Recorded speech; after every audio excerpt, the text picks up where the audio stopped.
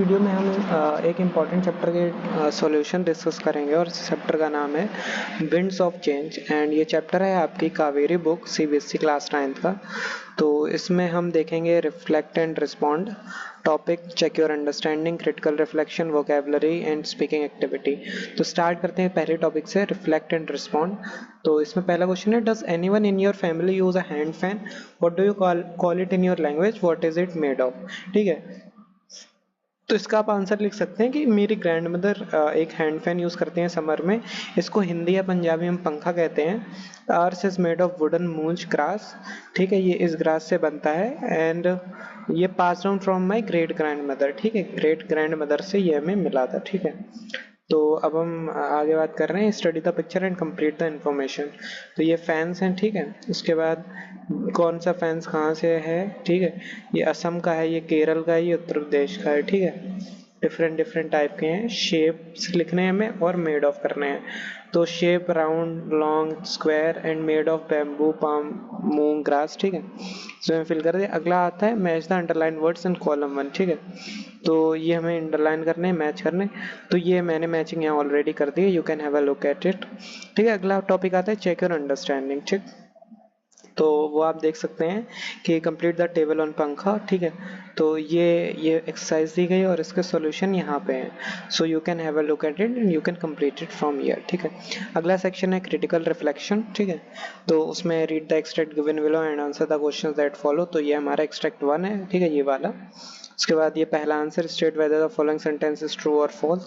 ठीक है, तो पहला सेंटेंस बता दिया गया है कि ये फॉल्स है और इसका एक्सप्लेनेशन दे दिया। अगला सेंटेंस बताया गया है कि अगला क्वेश्चन है, why is the word traditional been used to describe pankha? पंखा के लिए हमने ट्रेडिशनल वर्ड क्यों यूज किया, इसका सॉल्यूशन लिखा है, रीजन। ठीक है, अगला पार्ट ये third, complete the following sentence. ठीक है, उसके बाद अगला पार्ट ये है, infer one reason for commonality in the use of pankhas across India. ठीक है, उसके बाद अगला पार्ट हमारा क्या कहते हैं, ये है कि select which of the following statement is correct assertion of the given reason. ठीक है, रीजन ये दे दिया गया एंड असर्शन ये दे दिए, ये दो। तो इसमें हमको बताना है कि कौन सा असर्शन ठीक है। हमें पता चलता है कि ये असर्शन ठीक है, ईच काइंड ऑफ पंखा could be a distinct from the other. ठीक है, एक पंखा दूसरे से अलग हो सकता है। ठीक है, it is very true. Extract 2 ये है कि with time X Y Z. ठीक है, तो इसमें पहला क्वेश्चन है, infer one negative impact of technological advancement on pankha. ठीक है, तो हमें एक नेगेटिव इम्पैक्ट बताना है, टेक्नोलॉजी में जो एडवांसमेंट हुआ उसका पंखे पे क्या इफेक्ट पड़ा, नेगेटिव इम्पैक्ट। ठीक है, तो उसका रीजन और यू कैन से आंसर यहाँ लिखा हुआ है। अगला क्वेश्चन है, complete the statement with an appropriate reason. ठीक है, हमारा क्वेश्चन लिखा है और उसका ये आंसर है, you can have a look at it कि because पंखा carry within them the history, tradition, artistic identity and values of the communities that make them। ठीक है, अगला क्वेश्चन है, select a line from the extract which depicts how the role of pankha has changed over the years. ठीक है, कि with years कैसे पंखा जो है इवॉल्व किया है। ठीक है, तो उसका ये आंसर। उसके बाद अगला पार्ट आता है फोर्थ, की list any one way in which increase in demand of pankhas might benefit artisans. ठीक है, कि अगर पंखास की जो डिमांड है वो बढ़ जाए तो आर्टिस्ट जो है उनकी कैसे मतलब बेनिफिट हो सकता है उनका। ठीक है, उसका हमें आंसर देना है।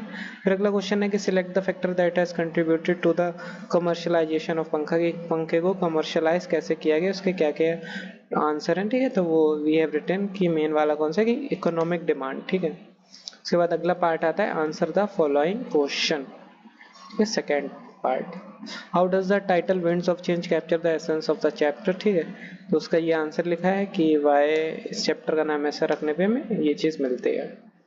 तो ये हमने पॉइंट्स में डिवाइड कर दिया है आंसर। अगला पार्ट हमारा ये आता है कि support the following statement with any two relevant examples from the chapter, structure and design of pankha, testimony to the cultural identity of the reason.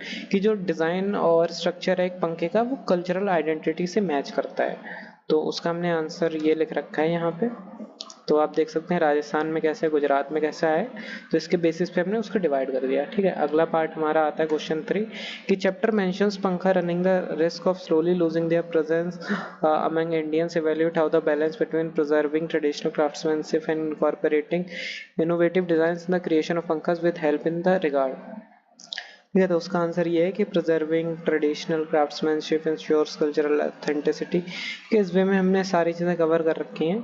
और उसके बाद हमारा आता है क्वेश्चन नंबर 4 कि how might initiatives such as pankha making workshops contribute to the preservation of this traditional craft. ये कैसे हम अगर वर्कशॉप चलाएं पंखा मेकिंग की, तो उससे हम क्या कर सकते हैं कि अपने जो ट्रेडिशनल क्राफ्ट है उसको प्रिजर्व कर सकते हैं। ठीक है, तो इस बारे में हमने बात की है। तो और उसके बाद उसका हमने आंसर लिख दिया। उसके बाद हमारा अगला पार्ट जो है वो है कि writer mention celebrating pankhas in the concluding part of the chapter as how this could be beneficial to artisans and the craft. ठीक है, तो इसका हमने लिख दिया है इसमें answer. And next question is how does the restriction of the use of पंखा for decorative purposes reflect the changing cultural role of these traditional fans in modern India। तो उसका आंसर है कि ट्रियम्फ ऑफ टेक्नोलॉजी, ठीक है, और shift in cultural values को detail में लिखा है, तो you can have a look at it as well. Risk of cultural disconnection और न्यू फॉर्म ऑफ प्रिजर्वेशन। अब अगला पार्ट हमारा आता है क्या कि vocabulary and structures in context. ये एक्सरसाइजेस दी गई हैं आपकी बुक में, you can have a look at it. कि classify the word appears into appearance, place and material. तो हम इसको क्लासीफाई कर दिए हैं कि अपीयरेंस में exotic, stylish, ornate and encrusted, place ये लिखे, मटेरियल ये लिखे। ठीक है, इसके बाद अगला है कि fixed expression with and complete the table and match the. ठीक है, तो ये वर्ड है, ये वर्ड 2 है, उसके फिक्स्ड एक्सप्रेशन मीनिंग हमको लिखना है, तो इसको मैंने एक साथ कंप्लीट कर दिया है और ये हमारे लिखे हुए हैं पूरे के पूरे। तो एक बार आप नज़र मार लेना इस पर। ठीक है, अगर कोई डाउट आता है तो मेक श्योर कि आप कमेंट बॉक्स है उसमें आप कुछ भी पूछ सकते हैं, और अगर कोई और चैप्टर्स के क्वेश्चन आंसर चाहिए वो भी आप बता सकते हैं। ठीक है, अगला ये है, अगला थर्ड पार्ट है कि choose the appropriate word collection for the following. ठीक है, तो ये हमने उस सबके आंसर लिख दिए हैं ऑलरेडी, तो आप बस इन पे नज़र देख सकते हैं, बस इतना sufficient, and you can write it in your notebook wherever you want. अगला पार्ट है कि underline the verb and fill in the blanks with, ये प्रॉपर ग्रामर सेक्शन है। ठीक है, तो वर्ब को अंडरलाइन करना है, तो ये मैंने कर रखा है, हैव बिकम। ठीक है, और इसमें है हैव वर्कड, हैव अडॉप्टेड, अगले में है हैज ट्रांसफॉर्म्ड, फिर आता है कि fill in the blanks with present perfect tense. ठीक है, तो वो जो आपको बोल्ड में दिख रहे हैं ना वो सारे उस हमने फिल कर रखे हैं। और अगला पार्ट आता है स्पीकिंग एक्टिविटी। ठीक है, अगले पार्ट पे चलते हैं कि speaking activity, work in groups of 4, look at the pictures of the 4 different kinds of fan given below. तो इन 4 फैन को देखिए, ये हैंड फैन है, ये सीलिंग फैन है, ये टेबल फैन है, ये हैंड हेल्ड फैन है, जो हाथ से पकड़ के रखते हैं ना, छोटा सा होता है। ठीक है, कि ये हमारा टास्क है कि each student picks one of 4 fan. ठीक है, और 1-2 मिनट के लिए उस फैन पे बोलेगा कि उसमें हम कवर कर रहे हैं क्या, introduction, description, likes, weakness, what makes them Unix. ठीक है, तो इसमें से सभी चारों का एक एक कहते हैं, एक एक हमने कवर कर दिया कि ये रखा हमारा हैंड फैन का। अगर ये स्पीकिंग एक्टिविटी आती है तो आप देख सकते हैं, ये रहा सीलिंग फैन का, उसके बाद आता है टेबल फैन का, उसके बाद आता है hand held mini portable fan. ठीक है, फिर राइटिंग टास्क और आता है कि describe an artifact have you made in your craft class और लर्न फ्रॉम समवन। ठीक है, तो ये चीज़ें लिखी, तो उसका हमने ये सैम्पल आंसर लिख दिया है। ठीक है, नेम एंड फिजिकल कैरेक्टरिस्टिक्स ये दी गई हैं। उसके बाद मटेरियल्स कौन कौन से लगे हैं वो हमने लिख रखे हैं यहाँ पे। उसके बाद प्रोसेस ऑफ मेकिंग भी है, यूज़ कहाँ कहाँ होता है, इसका सिग्निफिकेंस क्या है। So we have covered all the things. तो यही था इस चैप्टर में। Make sure to like the video and subscribe our channel. Thank you.